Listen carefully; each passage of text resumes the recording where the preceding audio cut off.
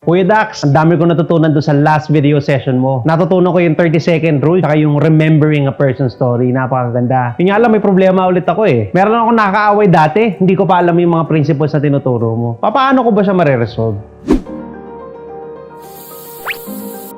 Hello once more, my name is Kuya Dax and welcome to my channel. Grabe, this is going to be our 10th video on the topic of life coaching, and I just want to thank you everyone for supporting me and watching my channel. If you have not subscribed to my channel yet, I want you to hit the subscribe button and hit the notification bell for future updated videos. So kung ngayon ka palang manonood sa akin, nandito kami sa tinatawag namin question and answer portion on relationships. In every series that we always have this question and answer portion to answer the questions of the viewers dun sa mga naunang videos. And if you haven't watched my other videos on relationships, I want you to look into those two videos. Marami ka matututunan doon, especially in how you can apply that in your daily life. Without further ado, let's get started on the questions.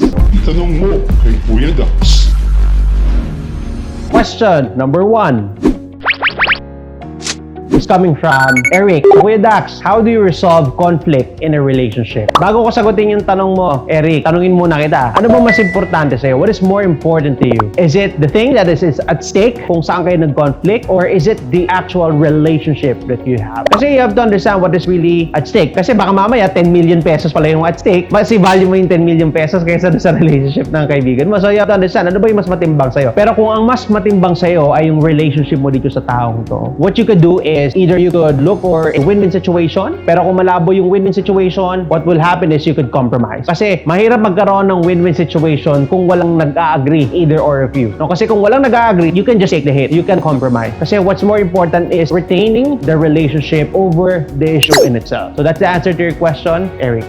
Itanong mo kay Kuya Dax. So we're now at question number 2. Question number 2 is coming from Miss Miriam. Actually, this is connected to question number 1. Ang question number 2 is, Kuya Dax, how do you reconcile with a person that you had a conflict with in the past? Napanood ko yung last video mo and ang dami ko natutunan doon, particularly yung 30-second rule tsaka yung listening and really starting about myself. Pero parang hirap naman ayusin kasi nga nagkaroon kami ng conflict ng best friend ko dati. Paano ba mariresolve yung conflict namin na magkaroon kami ng reconciliation? Great question, Miriam. Kasi yan sa pinakamagandang question na nakita ko dun sa mga nagtanong sa akin. No? And to answer your question is, since you valued your relationship so much, best friend mo nga, ika nga, di ba? The first step in reconciling with your best friend is to be humble. Humility is the first part. One of the worst things that can stop you from reconciling with your friend is your own pride. Ano nga ba yung pride? Sabi nga pride is tasteless, pride is odorless, but pride is hard to swallow. Bakit hard to swallow? Kasi panlaba yun eh. But kidding aside, it is actually true. The first step in reconciling with your best friend is really being humble, admitting your mistakes, and trying to find a way to restore the relationship. But mind you, it's not gonna be an easy process. Medyo challenging to, especially if you had a conflict in the past, nasira yung trust nyo sa isa't isa. It's gonna take time in order for you to reconcile that. And at the same time, the trust level is something that cannot be restored right away. But to help you out with the role play scenario kung paano mo siya gagawin sa best friend mo, bigyan kita ng sample scenario on how you're gonna play it out. Watch this. Tatawagan ko ba to? 2 taon ko na itong di kinakausap eh. Pero sayang naman yung pinagsamahan namin ito ni paring Manny. Pero sabi ni Kuya Dax, kailangan maging humble daw eh. Sige na nga, hagang ko na. Bahala na!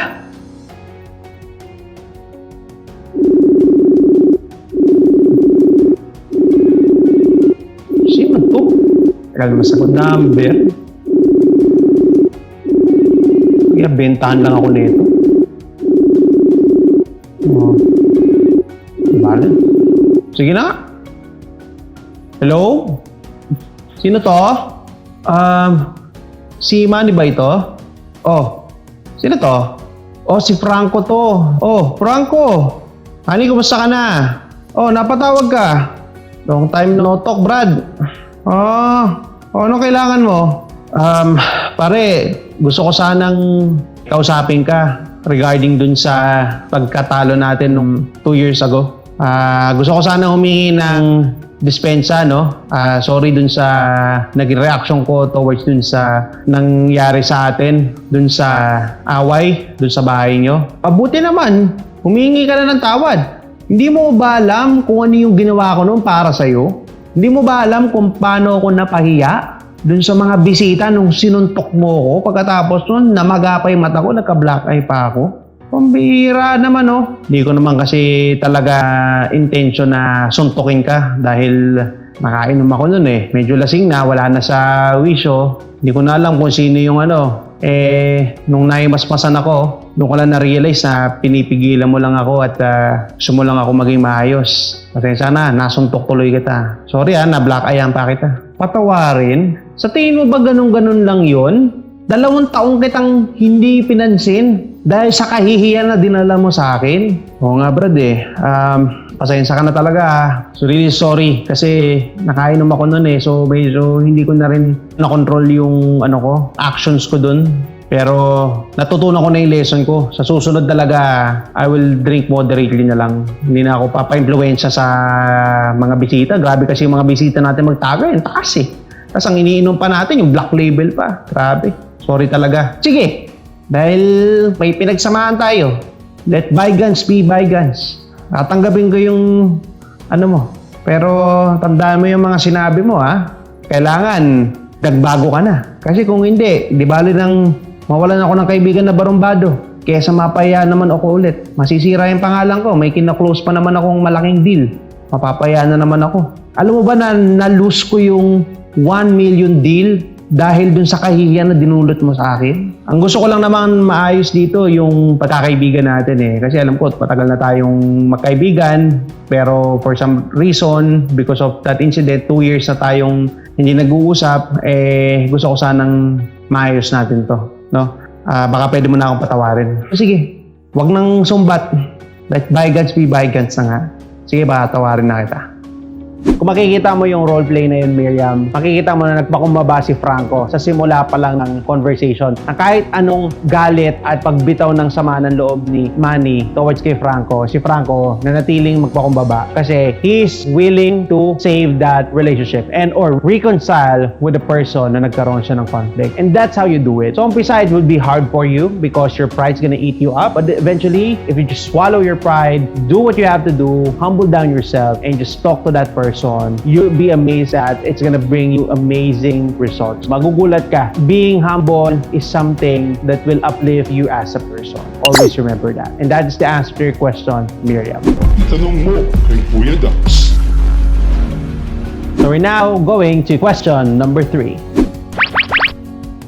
Question number 3 is coming from Miss Lani S. Siya yung nag-comment dun sa last video session natin on how do you win people over on the value of relationships. And ito yung naging question niya. Kuya Dax, ano bang mas matimbang? Relasyon mo ba sa asawa o yung relationship mo sa magulang mo? Great question, Lani. And I'm gonna give you an answer that actually coming from the Bible. It's not about being religious, but I just wanted to give you the best answer that I can give you. Ang sabi doon sa Genesis chapter 2, verse 24, "Therefore, a man shall leave his father and mother and hold steadfastly towards his wife, and they will become one flesh." Ano ibig sabihin nun? Simple lang naman yon, Lani. Once na nag-asawa ka na, you and your husband will become one flesh. What you will prioritize is your own over your parents. Ibig sabihin, since one flesh na kayo ng asawa mo, you will prioritize your husband or your wife, sa ibang viewers, over your relationship with your parents. Does that mean pababayaan mo na yung parents mo? I didn't say that. What it means is that you give utmost priority and more importance doon sa naging asawa mo over your parents. May mga narinig kasi tayo dyan na yung iba, mama's boy, yung iba, papa's girl, di ba? Paglaki ng nag-asawa na, sumusunod pa rin sa mama, kaysa sa papa, kaysa sa spouse nila. It's okay for you to take the advice of your parents, but at the end of the day, you are one flesh. You must prioritize your relationship with your spouse over your parents. Your parents will just be guiding you. At the end of the day, your parents will just be advisors to you. But whether you follow it or not is your own decision bilang husband and wife. Hopefully, you were enlightened by that verse in the Bible. That's the answer to your question, Miss Lani. Itanong mo kay Kuya Dax. So we are now at question number 4.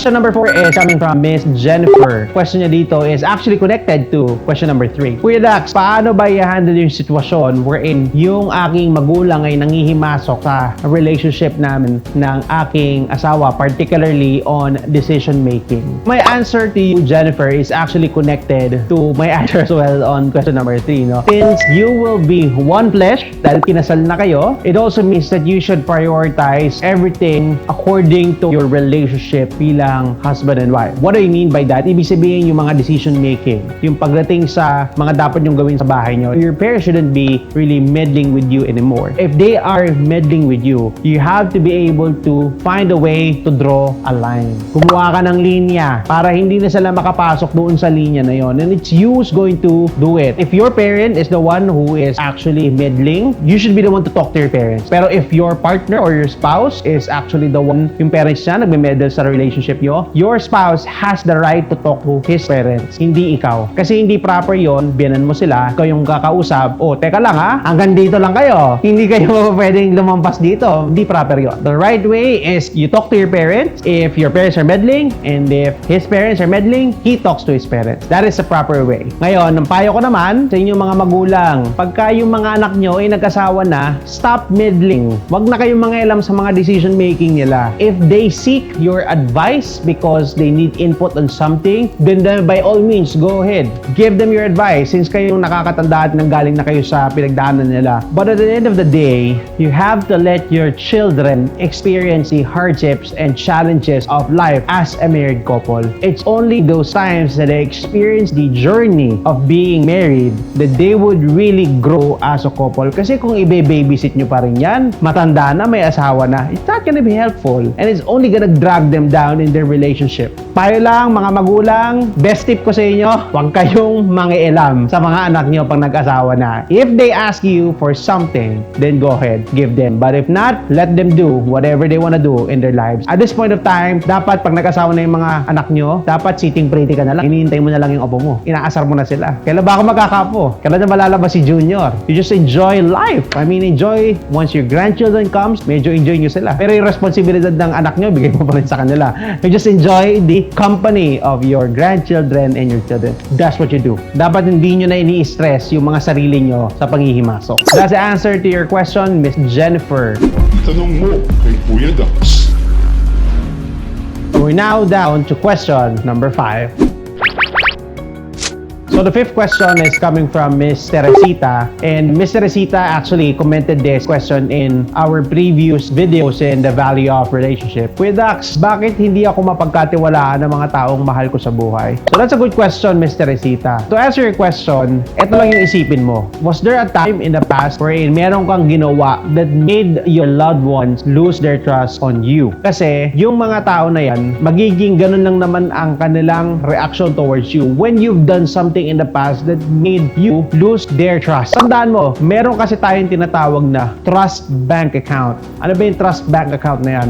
Isipin mo na lang na para siyang piggy bank, wherein if you do things that will make you earn their trust, for example, pag sinabi mo na 10 o'clock ka dumarating ka ng saktong 10 o'clock or even early, when you say that you're gonna do something, you deliver on those commitment, and when you make those promises, you fulfill those promises, that earns trust to that bank account or trust account. But when you do things the opposite, which take away or withdraw their trust on that account. Like for example, you're always late, may pinangako ka, hindi mo tinutupad, that takes away out of their trust account. And baka dumating pa sa point na zero na yung laman ng account na yun, naturally, they will not trust you. Kasi nga, wala silang katiwa-tiwala because of the previous act that you have done. Now, eto na yung question kasi dyan. How can you restore their trust? Hindi madali mag-restore ng trust lalo na pagka nasira ka na. But there are some certain things that you can do para unti-unti mong ma-restore yung trust. I'm not saying na hindi siya possible, I'm just saying na mahirap siya. What you could do is you can start by doing the small things. When you promise something, fulfill it. Pag sinabi mo, yung oras na darating ka, dumating ka. Pagka sinabi mo, gagawin mo isang bagay, gawin mo. Pakita mo sa kanila that you are a person of your word, that you follow through on whatever commitment that you've given them. And you maintain your integrity as a person. Once you are doing those things, unti-unti ma-restore yung trust nila sa'yo. So eventually, darating yung point na naibalik mo na yung trust level level na sa'yo even in the past. Not only that, you can even exceed that level by continuing to be true to your word and being a person of integrity. Sabi nga nila integrity is coming from the root word integer. That means being whole.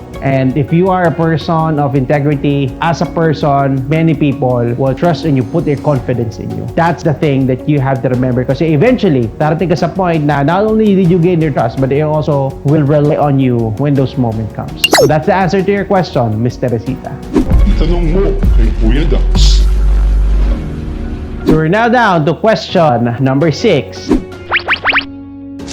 Question number 6 is coming from Jose, and this is his question. Kuya Dax, niloko po ako ng close friend ko sa isang business deal. Ano po kaya ang magandang response dito? Mas mainam ba na hindi ko na lang siya pansinin at putulin na ang connection ko sa kaibigan kong ito dahil niloko niya ako? Really sorry for what happened to you. Medyo hindi talaga maganda yung experience na niloko ka ng isang kaibigan mo, lalo na close friend mo. Kasi I've also experienced that in the past, wherein the person that I trusted the most has actually betrayed me. Just want to say to you na unang-una, hindi ka nag-iisa. Maraming tao ang naka-experience ng dinanas mo. Kasama na ako doon. What you can do is look at that person. How close is he to you or to your heart as a person? Is it really worth the time and effort to continue investing in this kind of relationship? You have to ask yourself that. Kasi kung hindi, it's better off for you to cut off your relationship with this person. Kung that's how you view that person. Kasi kung hindi na worth it na mag-invest ka pa ng time dito, mas maganda na i-cut mo lang yung losses mo. Kasi if he has done that to you in the past, there's also a huge chance that he may also do it again.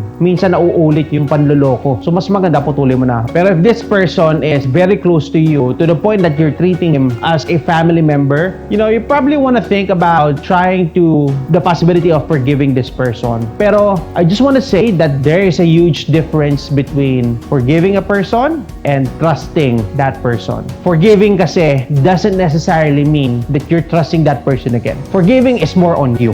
Is more on freeing yourself and the burdens of the past. Hindi naman ibig sabihin nakalimutan mo na yung ginawa niya. Ibig sabihin lang, nilelet go mo na yung sarili mo sa burden para hindi mo na siya iisipin everyday. Kasi the more you cling to that unforgiveness dun sa ginawa niya sa'yo, I'm telling you, hindi ka makaka-move on. Mas maganda nung i-free mo na yung sarili mo sa past para makapag-move forward ka sa future. That's what it means to forgive a person. It's not necessarily for him, it's more for you so that you can move forward. On the other hand, trusting naman talks more about the credibility of that person na kukunin mo at pagkakatiwalaan mo. Are you willing to continue betting or staking some things of your life for this person? Pero you have to think about what he did to you. Niloko ka na niya pagdating sa pera. And money is an emotional thing. It's close to the heart of majority of the people. So kung niloko ka niya pagdating sa pera, there's a possibility na pwede ka niya ring lokohin sa ibang bagay. So paano mo siya pwedeng pagkatiwalaan ulit? He has to earn it. He has to make sure that he is doing things to earn it.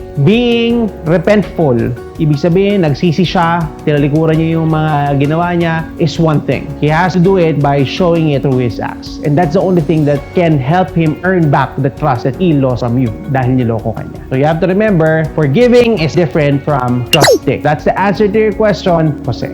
Itanong mo kay Kuya Dax. So we're now down to our final question, question number 7.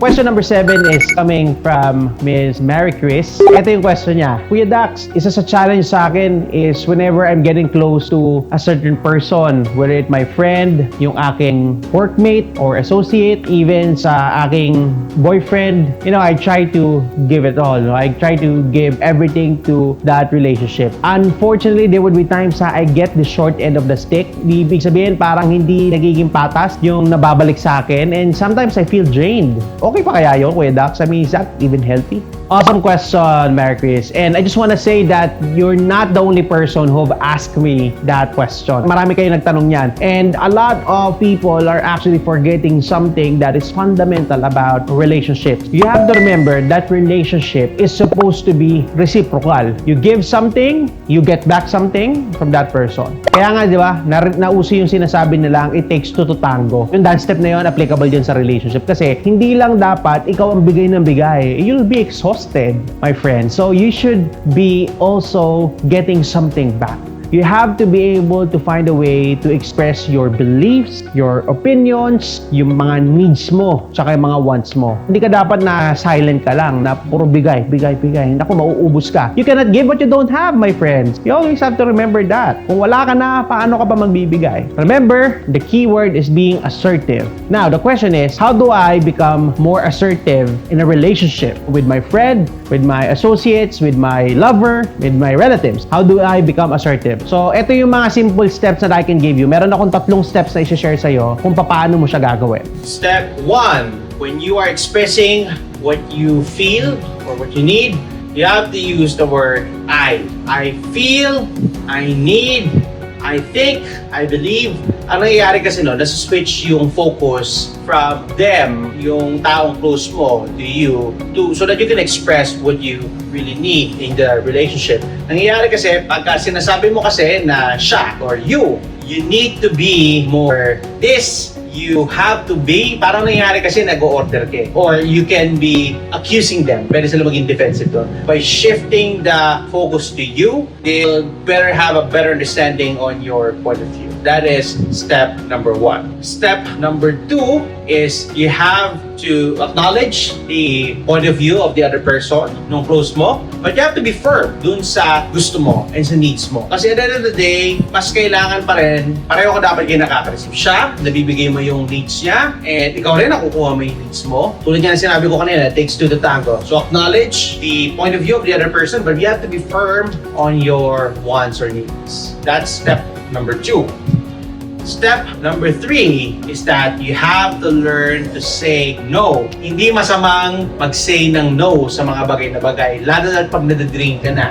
Especially if they're asking you to do something that is beyond your capabilities. Remember, hindi masamang humindi. Ang masama ay yung umuo ka and hindi mo ma-deliver yung mga requests nila. No, mahirap yon. Better you say no upfront. And they would better appreciate that because you're telling them that what they ask you to do is beyond your capabilities. No, wala. Hindi pwede.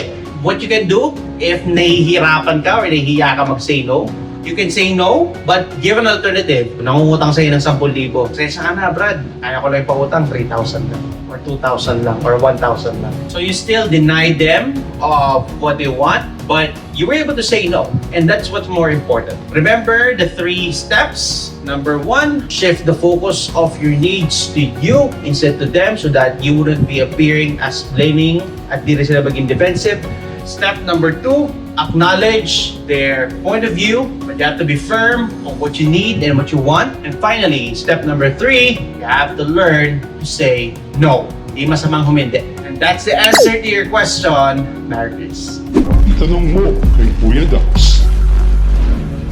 Thank you for watching towards the end of this video, and I want you to be excited because in our next video session, we're gonna tackle some stories about people who thrive despite the COVID-19 pandemic. If you can remember, in our last video session, I asked some of my viewers to send some of their stories, particular on how they apply the principles that I've shared in my videos, and I had a couple of emails from some people na nag-share on how they were able to thrive in this pandemic. Gusto ko na abangan nyo yung next video session na yon. You can send me an email to my email address, and you can also send me a direct message in this YouTube channel. Better yet, mag-subscribe ka para ma-notify ka as soon as that new video is up and running. And if you want to learn powerful lessons about life, stay tuned to this channel. If you have any questions or recommendations, feel free to comment down below. Remember, hit the like, share, subscribe button, hit the notification bell for future updated videos. My name is Kuya Dax. Thanks for watching.